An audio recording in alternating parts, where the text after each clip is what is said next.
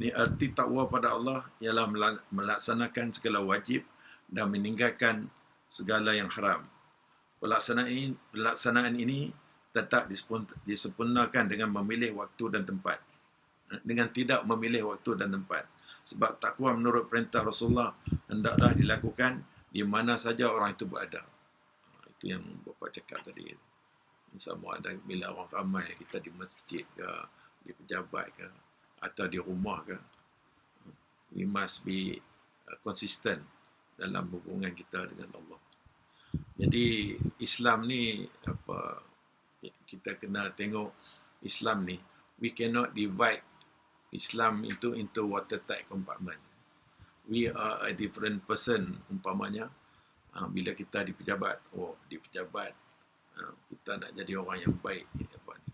Tapi balik rumah, bila jumpa isteri, jadi suami yang garang, yang tak bertimbang rasa. So kalau macam tu, you are dividing your life into compartment.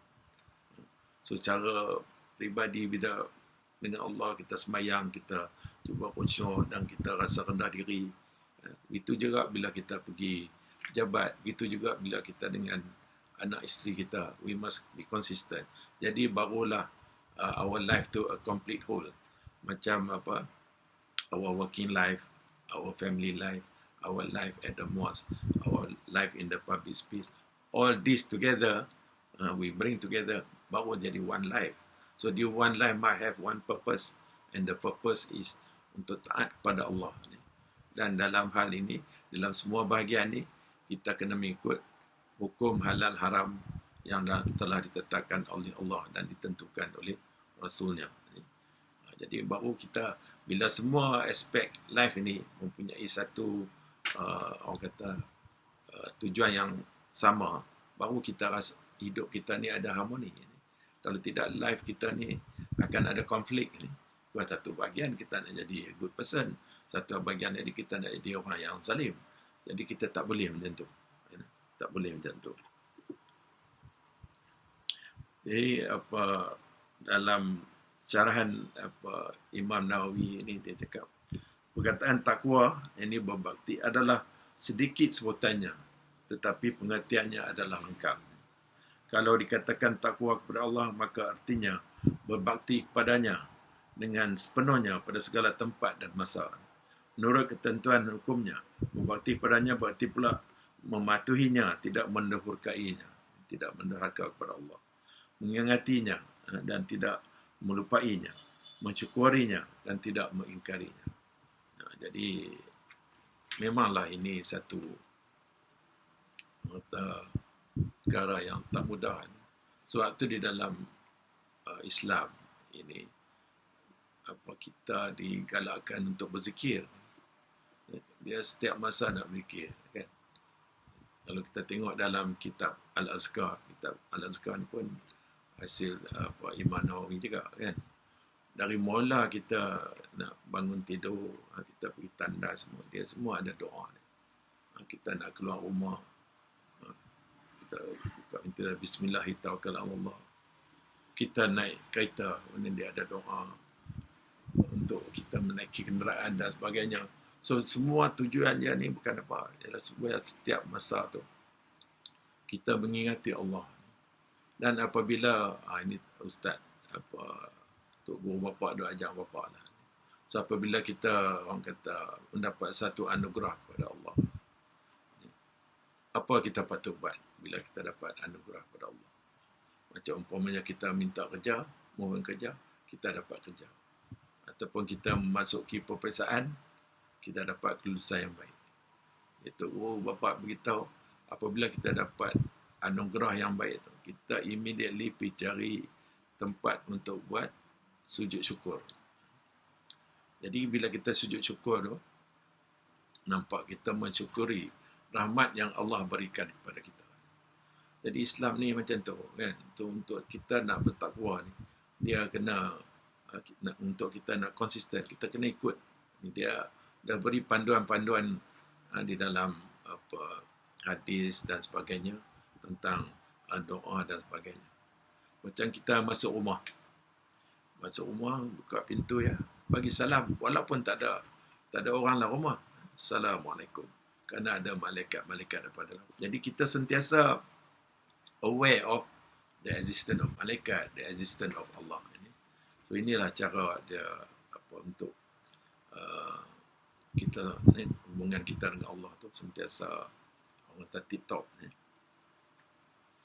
Dalam Al-Quran pun banyak ayat-ayat yang menjelaskan tentang takwa ni. Salah satu ayat yang banyak antara kita yang hafal ialah wa may yattaqillaha yaj'al lahu makhraja wa yarzuqhu min haitsu la yahtasib.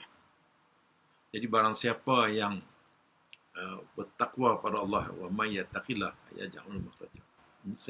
Barang siapa yang bertakwa pada Allah, nescaya Allah ia jadikan baginya satu jalan keluar.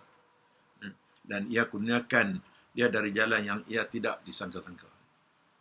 Jadi takwa ni juga menjadi satu punca kepada kita mendapat rezeki dan juga mencari satu orang kata punca kepada kita bila kita dalam kesusutan, Allah bagi jalan keluar kepada kita. Dia ada cerita di dalam zaman Rasulullah berkaitan dengan ayat ni. Dia ada seorang sahabat, dia datang kepada Rasulullah. Dia kata, "Ya Rasulullah, anak aku ni ditawan, telah ditawan." Jadi Rasulullah kata, "Tak apa, you bersabar." Dia katakan sahabat ni. Kemudian later on, anak dia ni dapat lari dari tawanan tu, dan dia bukan dapat lari saja, dia dapat beberapa ekor kambing dia bawa dari situ. Dan di situ dia cakap, dia boleh dikata dia keluar dari kekusutan dia tu, dia dapat jalan keluar, dan on top of that dia ada dapat rezeki tambahan. Jadi kita, kalau kita bertakwa kepada Allah, kita fokus and believe that kekusutan kita ni Allah akan semua ni dari Allah. So Allah orang kata akan bagi kita jalan keluar kalau jika kita bertakwa kepada Allah. Itu anak-anak nak kena ingat. Jadi jangan kita bila kekusutan apa ni kita menggelabah. We must be closer to Allah.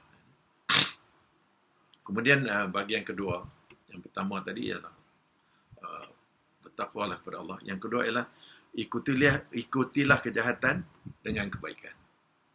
Ini untuk peribadi kita. Jadi sebagai manusia ni biasalah, walau bagaimanapun kadang-kadang kita orang kata consistently we try our best untuk bertakwa kepada Allah, tapi antara kita pun ada iblis dan syaitan yang sentiasa membisikkan kepada kita ni supaya membuat sebagai yang halal kita tak buat, sebagai yang haram tu kita buat, kan. Jadi kadang-kadang kita tergelincir. Jadi itulah Rasulullah kata, ikutilah kejahatan dengan kebaikan. Jadi kita buat kebaikan ni, kita solat, kita puasa, kita ni dan sebagainya, dan insya-Allah dari kebaikan yang kita buat ni, dia akan dosa-dosa kecil ni dia akan Allah akan ampunkan dosa-dosa kecil ni. Jadi ada surah Al-Hud ayat 114, sesungguhnya segala kebaikan dapat menghapuskan segala kejahatan. Tapi yang kejahatan ni, dosa-dosa ni adalah dosa-dosa yang kecil, bukan dosa-dosa besar ni. Dosa-dosa besar ni kata macam membunuh ataupun minum arak ataupun berzina, kahwin tanpa nikah ke apa dan sebagainya. Jadi dosa-dosa besar ni kita hanya orang kata boleh bertaubat. Kita kena bertaubat pada Allah. Kerana ayat yang saya terjemah tadi, surah Al-Hud ayat 118 ni, yang sesungguhnya segala kebaikan dapat menghapuskan segala kejahatan, dia ada cerita di belakangnya. Cerita dia ialah ada seorang di zaman Rasulullah ni, dia datang jumpa Rasulullah, dia beritahu Rasulullah yang dia mencium seorang perempuan. So bila mendengar tu mula Rasulullah diam. Tapi kemudiannya ayat ini turun, ayat 114 ni. yang beritahu dosa-dosa yang kecil ni boleh dihapuskan dengan kita mengamalkan kebaikan, dengan melakukan ibadat kita kepada Allah Subhanahu Wa Taala. Tapi untuk dosa besar hanya boleh kita mohon kepada Allah dihapuskan dengan bertaubat. Sebab tu kita digalakkan tiap-tiap malam kalau boleh bangun sembahyang malam tu buat sembahyang sunat taubat 2 rakaat. Tiap-tiap malam kita cuba bertaubat, dan kalau bertaubat tu kita tak mau buat lagi lah, terutama dosa-dosa besar. Dan dosa-dosa kecil ni juga boleh dihapuskan dengan ibadat kita. Kita berpuasa, kita sembahyang Jumaat, antara Jumaat dan sebagainya, dengan mengambil ayat sembahyang dan sebagainya. Benda ni. So, erti takwa ni sebenarnya is very comprehensive. It involves 3. Number 1, hubungan kita dengan Allah. Number 2, untuk diri kita. Dan kalau kita buat kebajikan, kita buat kejahatan, kita boleh, orang kata, memohon Allah ampunkan dosa kita yang kecil ni dengan melakukan kebaikan. Dan akhir sekali ialah kalau buat dosa besar tu hanya kita ni boleh bertaubat. Dan kemanisan dari kita bertakwa dan hubungan rapat kita dengan Allah tu, ini akan orang boleh rasai, orang lain boleh rasai dengan perangai kita, sikap kita.